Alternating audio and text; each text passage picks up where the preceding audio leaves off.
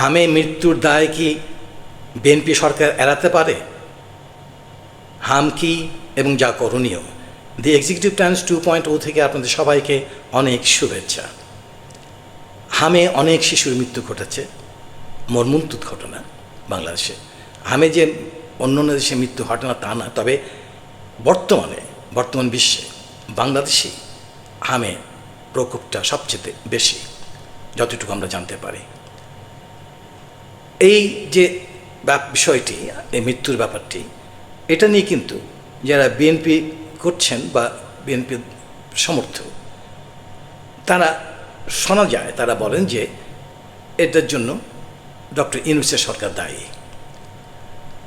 আমি অন্তর্বর্তীকালীন সরকারকে দায়মুক্ত করছি না। দায় অবশ্যই তাদের আছে, কারণ 2024 সালে টিকা দেওয়া শুরু করার কথা ছিল। 24 সালে হয় না, বাট 25 সালের প্রথম দিকে তারা টিকা দিতে পারতো, তাই না? কিন্তু বিএনপির কি কোনো দায় নেই? বাংলাদেশে এই হামের বিষয়টি ধরা পড়ে কখন?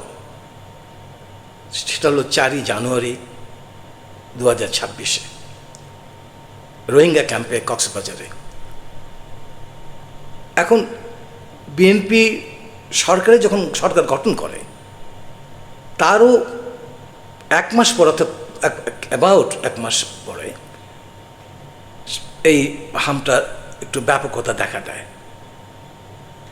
কিন্তু বিএনপি কী করেছে? 15ই মার্চের দিকে আর কি করেছে? কোনো পদক্ষেপ নেয়নি। আমরা কি দেখলাম? 5ই এপ্রিলে একটা এমার্জেন্সি বেসিসে একটা ক্যাম্পেইন তারা শুরু করলো, এবং সেটাও বিশেষ জায়গায়, সমস্ত বাংলাদেশে না। অর্থাৎ ধরা যাক 2 মাসের কম সময় হোক, এই 2 মাসের কম সময়ের মধ্যেও কিন্তু অনেক কিছুই করতে পারত। এসেই হামের টিকা সংগ্রহ করে, এবং সংগ্রহ করা খুব কঠিন কিছু না। ইউনিসেফ এবং WHO এই সমস্ত অর্গানাইজেশনগুলো থেকে পাওয়া যায়, এবং টাকার অভাব নেই। মানে কি, টাকা তো অন্য জায়গায় খরচ করছে সরকার, অলরেডি বিভিন্ন প্রকল্প নিয়েছে, সবগুলো প্রকল্পকে জাস্টিফাই করতে পারবে না।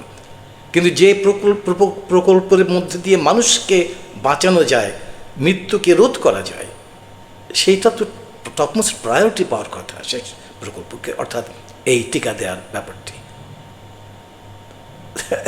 একটা সান্ত্বনার জন্য বলতে হয়, নিজের সান্ত্বনার জন্য, বেটার লেট দ্যান নেভার। যাক, শুরু তো করেছে। তাই যা বলছিলাম, এই দায়টা কিন্তু তাদের।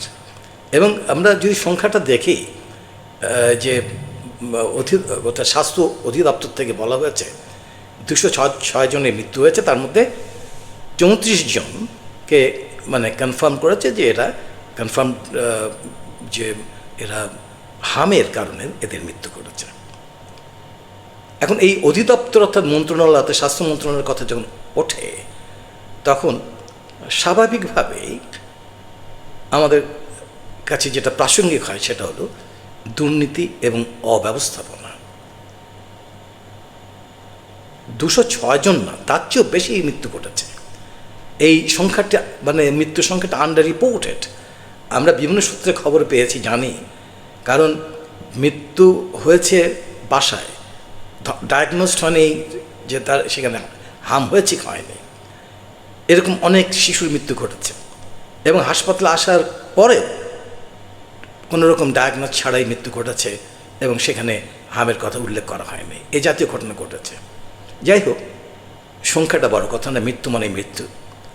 ভাবুন তো, এই মৃত্যুর মিছিলে যদি আপনার 5 মাস বয়সী শিশু সন্তানটি থেকে থাকে, কেমন লাগবে আপনার? একবার দেখুন তো, চোখ খুলে বিভিন্ন হাসপাতাল থেকে হাসপাতালে সেই মায়েদের চাপা কান্নার অস্ফুট আর্তনাদ।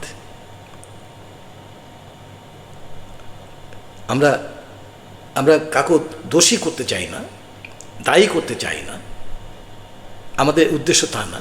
আমাদের উদ্দেশ্য হলো মানুষকে বাঁচাও। আমরা যে ক্ষমতার মধ্যে যদি থাকে, সেখানে আমরা কেন বাঁচাতে পারি না? কেন আমাদের এই ব্যর্থতা? এখন এই হামটা কি, এটা ছোঁয়াচে রোগ, খুবই ছোঁয়াচে, কন্টেজিয়াস ডিজিজ এটা। সুতরাং এইখান থেকে দূরে অর্থাৎ যার হাম রোগী তাদের সংস্পর্শে না আসাটা উচিত হবে। হামের লক্ষণগুলো আপনার দেখতে হবে, জ্বর হবে, সর্দি হবে, নাক দিয়ে পানি পড়তে পারে, কাশ হবে আপনার, এগুলো কিন্তু প্রথম দিকে হয়। এর পরের দিকে আরও অন্যান্য কিছু আপনার সিমটম দেখা দিতে পারে। ডায়রিয়া হতে পারে, আপনার ক্লান্তি বোধ হবে। তো এখন এইগুলো যে সিমটমগুলো দেখা দেবে, তারপরে বুঝতে পারবেন যে আপনার শিশু বা হাম হয়েছে। হামের আগে কিন্তু টিকা নিতে হয়, তাহলে কিন্তু হাম হওয়ার সম্ভাবনা একেবারে নেই বললে চলে। টিকা 2 ডোজ টিকা, কিন্তু একবার হাম হয়ে গেলে কোনো পার্টিকুলার ওষুধ দিয়ে কিন্তু হামটা সারানো যায় না। তবে হ্যাঁ, বিশেষ কোনো ব্যবস্থা নিয়ে এগুলোকে হামের যে জটিলতা আছে, ঝুঁকি আছে মৃত্যু, সেটা অনেক কমিয়ে আনা যায়। এগুলো মধ্যে আমাদের প্রথম কথাটা হচ্ছে যে হাম হলে আমরা কি করতে পারি, যে সেখানে আমরা দূরে, অর্থাৎ কোয়ারেন্টাইন দূরে তাকে রাখবো। তো 4 দিনে অন্তত, মিনিমাম 4 দিনের জন্য আমরা তাকে দূরে সরিয়ে রাখবো, একটা আলাদা জায়গায় রাখবো, আইসোলেশনে। এবং সে জায়গায় কিন্তু আপনার যার জানলা খোলা থাকতে হবে, ঘুপটি মানে জায়গা হবে না। তবে চোখে যদি বৈদ্যুতিক আলো লাগে কারো, তাহলে সেক্ষেত্রে একটু ডার্ক করে রাখতে হবে, মানে আধার করে রাখতে হবে। তবে ঘরটা কিন্তু আপনার সবসময় জীবাণুমুক্ত রাখতে হবে। ডিসইনফেক্ট্যান্ট যেটা আছে, অর্থাৎ স্প্রে, ডিসইনফেক্ট্যান্ট স্প্রে যেগুলো আছে ওগুলো দিয়ে, অর্থাৎ জীবাণুনাশক যে স্প্রে আছে ওগুলো দিয়ে আপনার ঘরটাকে পরিষ্কার করতে হবে। এবং হাত মুখ সবসময় ধুতে হবে, সাবান দিয়ে হাত ধুতে হবে। মাস্ক এটা পরতে হবে, মনে রাখতে হবে।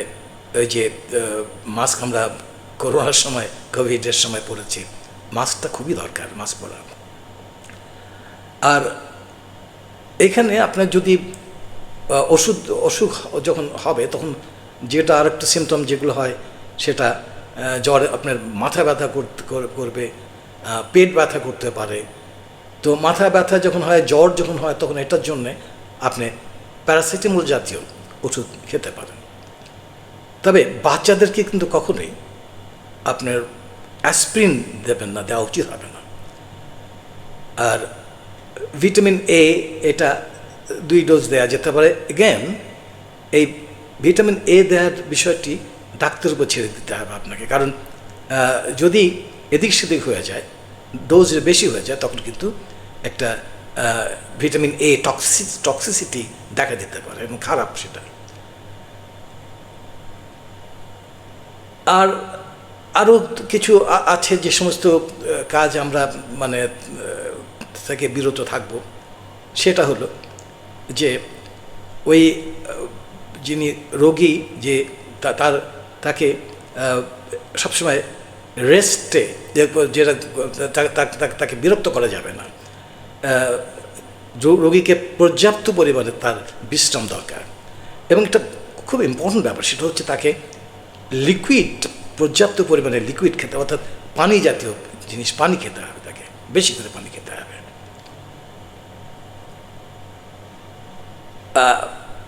আমরা আশা করছি যে খুব হয়তো সরকার চেষ্টা করছে, বলতে হবে এখন চেষ্টা করছে, হয়তো বললাম দেরিতে হলেও চেষ্টা চলছে। এবং আশা করছি যে এই হামের প্রকোপটাকে আমরা অনেকটা কমিয়ে আনতে পারব। আপনি এবং আপনার পরিবারের সব সদস্য সুস্থ থাকুন, নিরাপদে থাকুন, এই কামনা করেই শেষ করছি। আবারও দেখা হবে।